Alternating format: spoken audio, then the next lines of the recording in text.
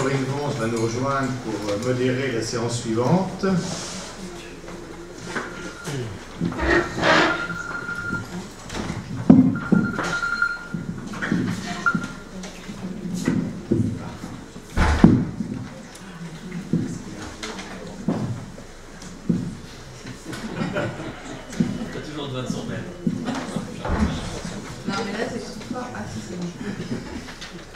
Donc là, j'appelle Camille Marcignac, qui vient de Lille, qui va nous parler des rôles distincts des anses alimentaires, biliaires et communes, l'ABC de l'homéostasie glucidique après gastrique bypass, roux en Y et mini bypass. Un sacré boulot là. Un sacré titre. Du coup, comme vous l'avez dit, je ne vais pas le répéter. Bonjour à tous. Donc, je vais vous parler du rôle des différentes anses sur l'homéostasie glucidique après gastric bypass, roux en Y ou mini gastric bypass. Donc, pour rappel, le roux en Y gastric bypass, c'est une technique de chirurgie bariatrique qui a été développée depuis les années 60. Ça reste la première intervention réalisée dans le monde en termes de volume, avec plus de 200 000 interventions par an. Donc pour rappel, le montage, ça consiste à confectionner une petite poche gastrique dans laquelle les aliments vont passer. La continuité digestive est rétablie à l'aide d'une anse en Y et les aliments vont ensuite passer dans un bras d'anse en Y, l'anse alimentaire, où circulent uniquement les aliments. Le reste des sécrétions gastriques dans l'estomac exclu se déverse dans le duodénum où il rejoint les sécrétions bilio-pancréatiques qui circulent dans le jéjunum proximal dans ce qu'on appelle l'anse biliaire, où il n'y a pas d'aliments, et ces deux anses se retrouvent au niveau de l'anse commune, où les aliments retrouvent les sécrétions digestives. Donc les effets du roux en Y gastric bypass sur le plan métabolique sont bien démontrés à présent, en particulier sur la perte de poids et sur l'amélioration des paramètres glycémiques avec une rémission du diabète de type 2 chez certains patients. Ces effets passent par une diminution de la réponse postprandiale du glucose, mais les mécanismes exacts sont encore inconnus. Il a été suggéré un rôle clé de l'anse alimentaire et également suggéré un rôle du transporteur du glucose dépendant du sodium, SGLT1. Donc, dans l'anse alimentaire où circulent uniquement les nutriments, le glucose, il y a une faible concentration en sodium puisqu'il n'y a pas de sécrétion digestive. Et le glucose alimentaire ne peut pas être absorbé par l'intermédiaire de ce transporteur, alors que dans l'anse biliaire, où se trouve une forte concentration en sodium, puisque la bile, c'est des acides biliaires couplés à du sodium, il n'y a pas d'absorption non plus, puisqu'il n'y a pas de glucose. Alors que dans l'anse commune, le glucose alimentaire rencontre le sodium de la bile et peut donc être absorbé au niveau intestinal. Le one anastomosis gastric bypass ou mini bypass est une nouvelle technique de chirurgie bariatrique qui a été développée par Routledge depuis 2001 et qui prend de plus en plus d'essor. Le montage chirurgical consiste également en la réalisation d'une poche gastrique et cette fois le rétablissement de la continuité digestive est réalisé par une anse en oméga. Donc il n'y a pas d'anse alimentaire. Et les sécrétions gastriques s'évacuent par l'estomac exclu et vont circuler avec les sécrétions bilio-pancréatiques dans une longue anse biliaire qui va directement s'anastomoser au niveau de la poche gastrique. Donc les aliments rencontrent les sécrétions digestives directement à l'issue de la poche gastrique au niveau de l'anse commune. Le one anastomosis gastric bypass a également des effets au niveau métabolique, avec des effets décrits sur la perte de poids et l'amélioration des paramètres glycémiques, avec également une rémission chez certains patients du diabète de type 2, et certains auteurs suggèrent même que ces effets seraient meilleurs qu'avec un roux en Y. Les effets sont aussi médiés par une diminution de la réponse postprandiale du glucose, et là encore, les mécanismes ne sont pas connus et sont encore moins connus puisque dans ce montage, il n'y a pas d'anse alimentaire.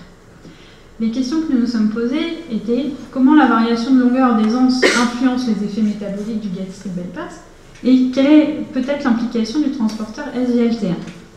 Pour répondre à cette question, nous avons utilisé un modèle expérimental de mini-pig, à la fois pour sa proximité anatomique sur le plan digestif et sa proximité métabolique avec l'homme.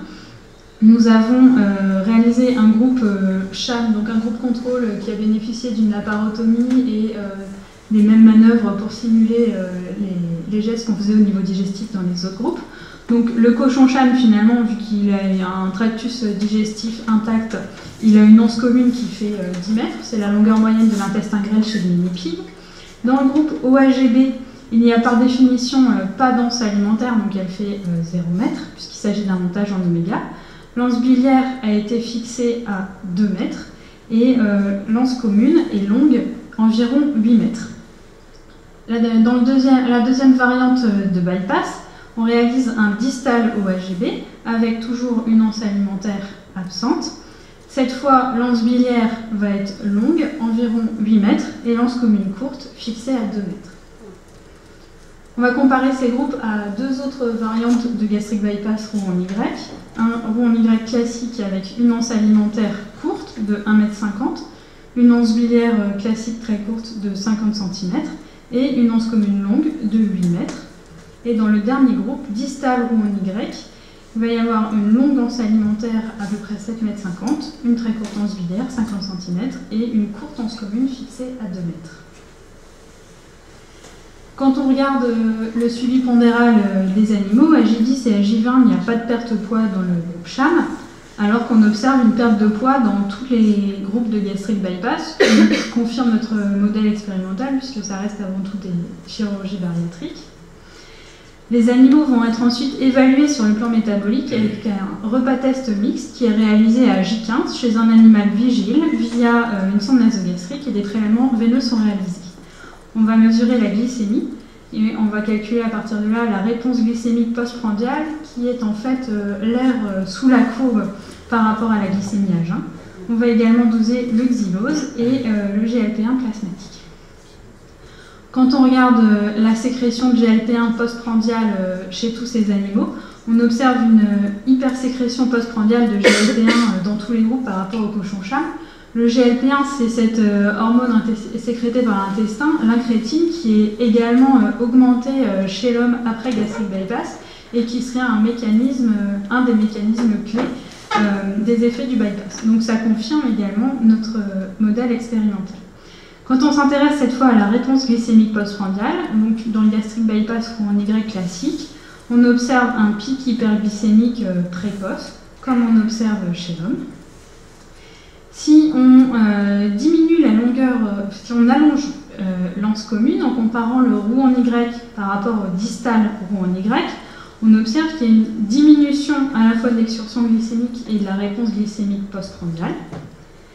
Et si on garde la même longueur d'anse commune, mais qu'on remplace une longue anse alimentaire par une longue anse biliaire, en comparant le distal roux en Y versus le distal roux en anastomosis, on observe de façon surprenante une diminution encore plus marquée de la réponse glycémique postprandiale.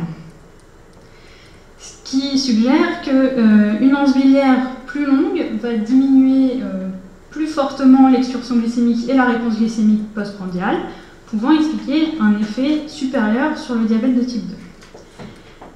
Quelle est l'implication du transporteur SGLT1 ? Donc, SGLT, c'est un transporteur sodium-glucose. Jusqu'à présent, on a regardé la réponse glycémique postprandiale. La réponse glycémique postprandiale, c'est un signal intégré qui prend en compte plus que l'absorption du glucose. L'absorption du xylose, le xylose c'est un sucre qui est absorbé mais non métabolisé et ça va pouvoir refléter l'absorption du glucose. D'ailleurs dans tous nos groupes, on voit que la réponse glycémique postprandiale est corrélée à cette absorption. Donc pour la suite, on ne s'intéressera que à l'absorption du xylose. Quand on compare le 1-anastomosis et le roux en Y, il n'y a pas de différence. Le fait d'avoir une anse alimentaire ou une anse biliaire ne modifie pas cette absorption. Si on ajoute un inhibiteur de SGLT1, la florizine, on voit que l'absorption du xylose va être diminuée dans le groupe en Y. Donc l'absorption du xylose au niveau de l'anse commune va être bloquée par la florizine. De façon plus surprenante, quand on rajoute du sel dans le groupe distal OAGB, on va cette fois réussir à augmenter l'absorption du xylose. Donc on peut se dire que peut-être que le sel est un facteur limitant, qu'en fait on était à saturation et quand on en rajoute, on relance la machine, mais dans le groupe OAGB, l'absorption du xylose est supérieur. Donc le sel ne semble pas être un facteur limitant, le sel intrinsèquement présent dans la bile. Donc finalement, en conclusion, on peut dire que la réponse glycémique postprandiale diminue après gastric bypass, en lien avec le transport du glucose dépendant du sodium. Et le mécanisme physiopathologique suggéré, c'est que en allongeant l'anse biliaire, finalement, cette anse biliaire, c'est pas juste un tuyau. Et la bile qui va parcourir cette longue anse biliaire, elle va être transformée au fur et à mesure, avec une diminution de ce gradient de sodium, et quand elle arrivera au niveau de l'anse commune, elle sera moins efficace pour l'absorption du glucose dans l'anse commune. L'autre mécanisme impliqué, ce sera également s'il y a un raccourcissement de l'anse commune, une diminution du temps de contact du glucose avec le sodium endogène contenu dans les sécrétions. Je voudrais remercier tous les membres de mon équipe, M. Patou en particulier et tous mes collaborateurs, et puis pour votre attention.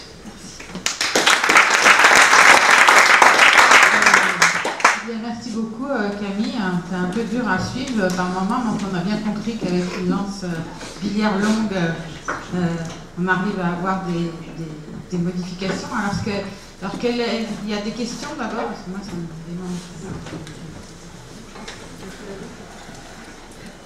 Bon, alors Camille, qu'est-ce qu'il faut faire pour... est-ce qu'on peut tout de suite tester chez l'homme ou est-ce qu'il faut faire autre chose avant? Alors, c'est déjà un petit peu en cours chez l'homme parce que ce modèle, ce one anastomosis gastric bypass, il est de plus en plus réalisé, mais en fait on n'a pas vraiment de notion de quelle longueur d'anse on peut laisser, parce qu'en chirurgie bariatrique on compte l'anse biliaire, l'anse alimentaire, on ne sait pas combien on laisse d'anse commune parce que c'est jamais ce qu'on compte. Donc finalement ce modèle, ce nouveau montage, il est bien, c'est vrai, il est efficace, il a l'air plus efficace, mais est-ce qu'il n'est pas trop efficace chez des gens qui ont un intestin un peu court par rapport à d'autres? Ce montage peut être dangereux et il y a des cas qui ont été décrits de malabsorption qui sont plus fréquents avec ce montage, qui nécessitent d'être démontés.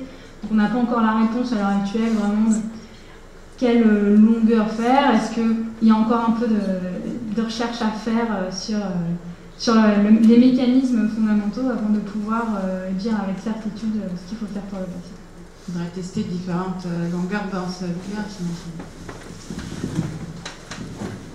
Monsieur Pillet. J'avais quand même cru comprendre en écoutant votre patron qu'en SALDOP, il tenait quand même compte dans l'indication thérapeutique du diabète. C'est-à-dire qu'on ne traite peut-être pas tout à fait de la même manière. On traite pas, on voudrait, c'est peut-être ça l'esprit du travail qu'il vous a donné, c'est-à-dire de dire il y a les obèses pour lesquels la priorité est effectivement le problème du poids, mais ceux qui développent un diabète de type 2 de très haute importance, puisqu'il parle de plus en plus de pas de chirurgie d'obésité, il parle de chirurgie métabolique, M. Patou. Donc, si celui qui a un problème métabolique de diabète de type 2, il dit bien, je vais peut-être pas mettre la même anse graine. Est-ce que c'est comme ça l'ambiance en SALDOP? Dites la vérité, hein, dites pas, il nous raconte des coups, c'est pas comme ça que ça se passe. Alors, il est juste derrière vous, mais c'est vrai. On tient compte du profil du patient, mais c'est vrai que voilà, on ne sait pas ce qu'on leur laisse à ces patients, quelles que soient les longueurs d'anse qu'on met avant, on ne sait pas ce qu'on laisse en anse commune, et il arrive qu'on doit réopérer des patients parce qu'au bout d'un an, ils n'ont pas du tout perdu de poids, et quand on mesure, on se rend compte qu'en fait, ils ont une anse commune à 6 mètres, alors qu'on a mis les bonnes longueurs d'anse classique, et là, on fait le montage dans le sens inverse, on fixe l'anse commune pour avoir un effet.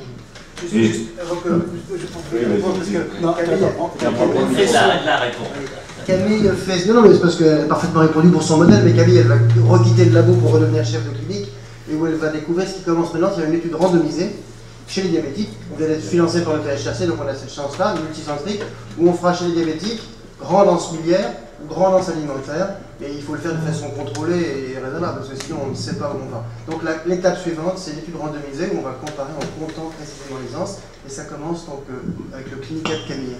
Et je peux comprendre qu'il y avait de la métrique qui était importante là-dedans. Est-ce qu'on n'a pas intérêt à avoir une bonne idée de la longueur d'intestin grêle avant de décider quoi que ce soit? C'est un enjeu majeur, mais comme vous savez, c'est très difficile, préopératoirement, d'estimer. Alors en cellule, c'est dangereux, parce que manipuler le grêle, ça devient dangereux quand on essaie de le faire trop souvent. Mais on est tous à l'affût. On est à l'affût d'une technique qui permettrait de mesurer non seulement la longueur du grêle, mais aussi sa fonction.